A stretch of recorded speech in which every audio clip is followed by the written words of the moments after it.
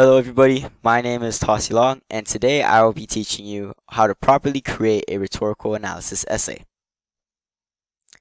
Now, what is a rhetorical analysis essay? Well, in short, this is the essay that focuses more on the factual sides and the language that authors tend to use in order to accomplish a common goal. So the essay basically allows you to analyze strategies and devices of English that authors and speakers decide to use in order to persuade and influence their audience, whether it to be a good persuasion, fighting for our country, or reacting in a certain way. That's what you will be analyzing. So you're breaking apart what they say, whether the author writes in a book, a speech, or it's a video. You have to be listening carefully and reading closely because these strategies they're pretty easy to miss. It could be as short as one phrase, not even a full sentence. So you just have to be very attentive. So how does this help you? Why would you want to learn about this? Well, for starters, it betters your writing skills. And you need to have good writing skills if you want to make it when you grow up.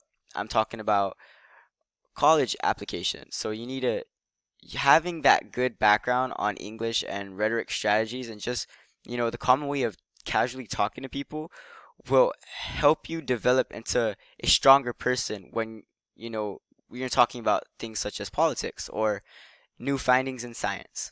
So it's always good to have that information in the back of your head because you never know when you may need it. Moving on, let's analyze our prompt. So what is the prompt? A prompt is a statement that focuses on a certain topic, and it's usually followed by, some questions. This ultimately sparks the response in order to form an essay. Now, let's go over the prompt that I've provided below. If you read closely, it gives you some background information about President Trump holding a press conference in order to talk about the events in Iraq and why they used the airstrike. The background information allows you to see a little glimpse of what you'll be writing about. So I provided a video in the upper right hand corner so you guys can check it out and see what rhetorical devices do you find in Trump's address towards the people. So now you're going to be here's when the ultimately sparking interest of a response comes into hand.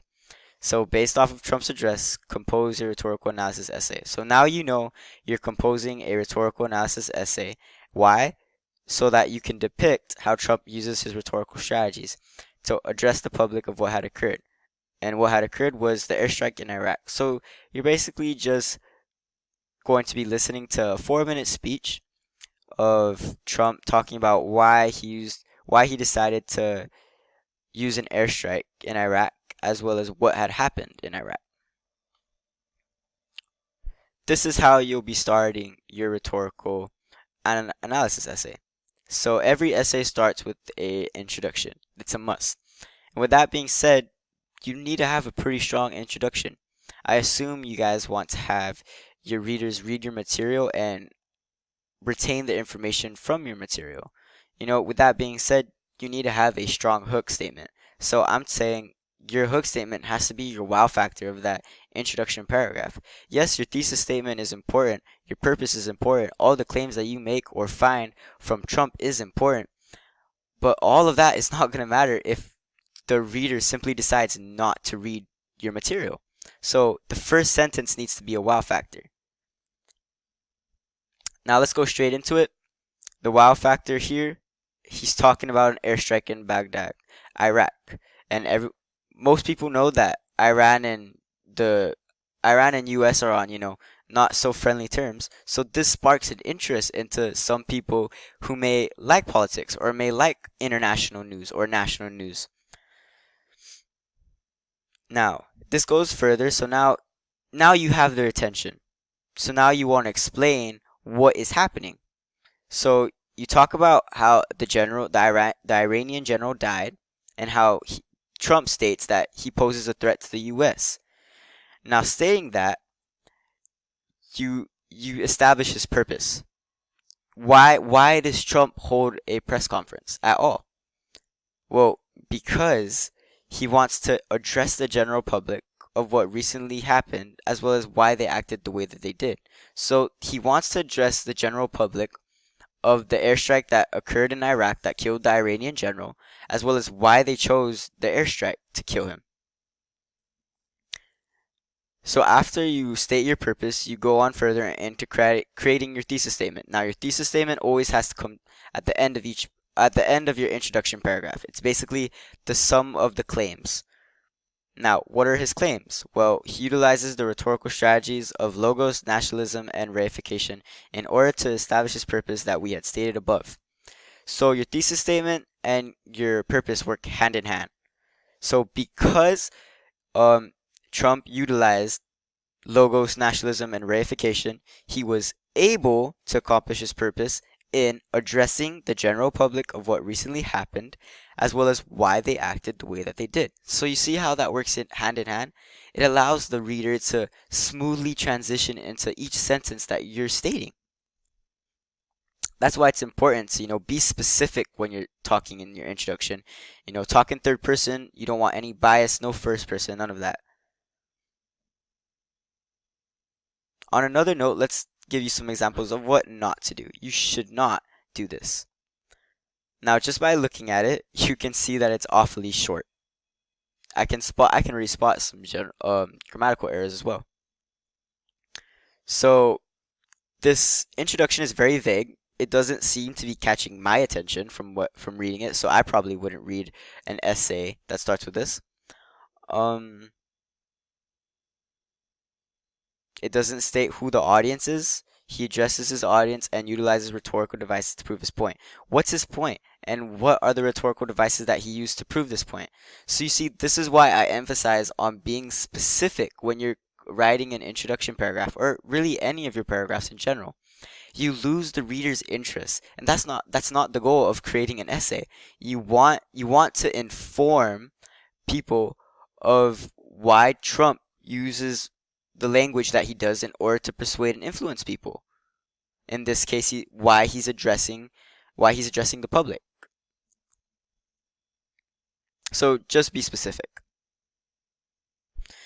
Moving on, another really important paragraph is your body paragraphs. Now, these are statements that address each claim you made in your intro, meaning that each body paragraph is one claim. You cannot put all claims in one body paragraph because that just confuses the reader. So you want to gently transition them into each claim and explain to them through evidence and analysis on why, because Trump uses these devices, allows him to, clearly address the general public of the airstrike and why they use the airstrike. So right off the bat, you got to start off with your transitioning statement. This allows your essay to flow smoothly. So don't lead with a quote. Don't lead with evidence, because that just bores people. Now, after you state like a little background information, which is your transitioning statement, talk about what he uses. So he states right here, Trump then goes into utilizing logos to provide facts. How does he use logos? Well, that's when you provide the evidence. You input the evidence by listening or watching the video on what you think sticks to why Donald Trump uses logos, and then you tie it all together in your analysis portion. So because Trump utilizes the strategy of logos, he was clearly able to state the facts that motivated the U.S. to call for an airstrike. How? By stating how Soleimani was planning attacks was categorized as a terrorist. So because Soleimani was considered a threat to the United States of America, resulted them into using the measures that they chose, which was an airstrike, killing him. Which is why logos was utilized in order to accomplish this. Moving on. This is what you shouldn't do. From looking at it, it's pretty short. You want to elaborate, not to an extent where you bore them with one claim, but elaborate enough and transition it smoothly so that the readers don't get lost and confused. Because although you may know what you're talking about, your readers may not. So you have to focus on your audience, how it will sound for them. You have to put yourself in their shoes so that you know that what you're saying makes sense. Now, it starts with a quote, it starts with evidence, which you're not supposed to do because it makes the essay look shaky in a way. So you want to have that smooth transition and just like that flowing sequence. So he doesn't address his purpose, and there is no analysis portion. So the analysis portion is really crucial because that's what ties everything together. By stating his evidence, you say that he's able to achieve his purpose. How does he achieve his purpose? How does this evidence have to do anything with achieving his purpose? And what rhetorical device was used? See, you don't know. You may be talking about national. You know you're talking about logos, but your readers may not know if you're talking about reification, nationalism, or logos. So you just have to be specific, and I cannot stress that enough. Lastly, what I'm going to go over with you guys is writing the conclusion. Now, this is the pretty fun part of the essay, in my opinion. It wraps everything together. So think of your essay as, an intense workout, and your readers just had to read through, all the evidence and the analysis and how Trump using these devices allowed him to accomplish his purpose. Now, the conclusion serves as, a kind of refreshment. So, you read all these evidences and claims and purposes and analyses and the conclusions here, and they offer you like, okay, this is what we talked about. He used logos, nationalism, and reification in order to address his people. And so basically you refer back to the information stated in your introduction. So you make sure you state thesis statements, claims, and purpose for the readers.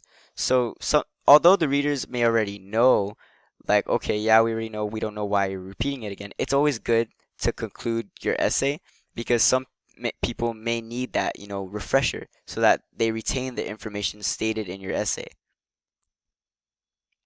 So there's a thesis statement right here. He utilizes the rhetorical devices of logos, nationalism, and reification in order to justify the purpose, which is clearly addresses the general public of the airstrike. And he uses these devices as well as to say why they acted the way that they did. So it's pretty simple. Digging in deeper, this is what you should not do when creating a conclusion paragraph.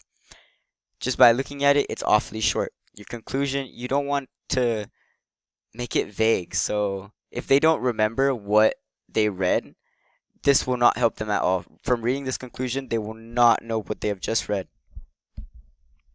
So you want, like I said, from the introduction to the paragraph, to the body, to the conclusion, you have to be specific. You have to show what his purpose was. You have to show what the claims were, and your thesis statement, how it ties everything together. So just make sure that you're specific. See, he was able to accomplish his purpose and back up his claims. What are his claims? What was his purpose? How was he able to accomplish his purpose and back up his claims using rhetorical devices? So this is why you gotta be specific. And yeah, with that being said, I feel like you guys know how to create a rhetorical analysis essay. So thank you for your time.